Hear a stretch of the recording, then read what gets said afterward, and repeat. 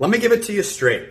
The U.S. housing market is not crashing, but it's definitely not the rocket ship we also saw in 2021. I'm Russell Enyart with Enyart Real Estate Group, and you can reach me at 916-524-9733 or email me at russell@enyarthomes.com.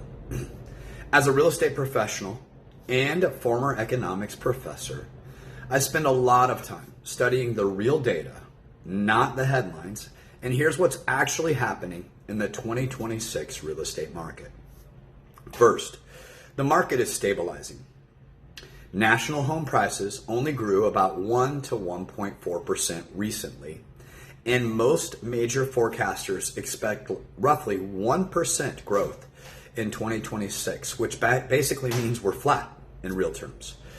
Translation for operators, we are now in a slow growth, grind environment, not a boom or bust.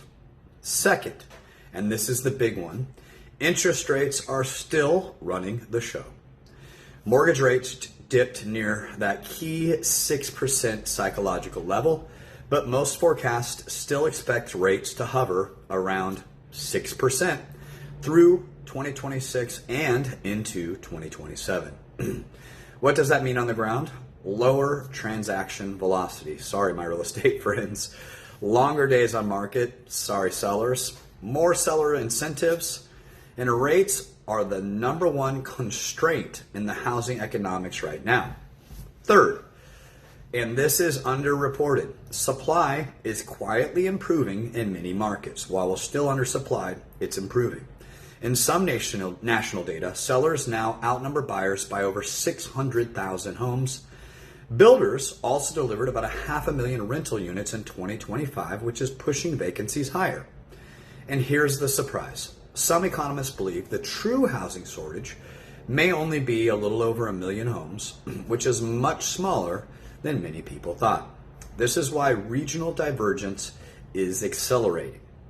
We're seeing softness in parts of the Sun Belt and Florida after heavy building, while many Midwest and job-anchored markets are holding much firmer.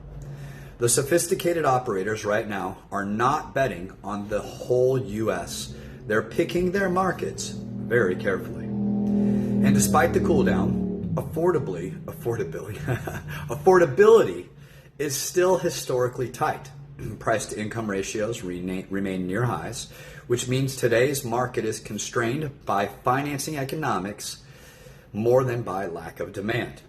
Institutional research, including the latest output from J.P. Morgan, suggests home prices could be largely flat nationally in 2026, with higher for longer rates being the primary headwind.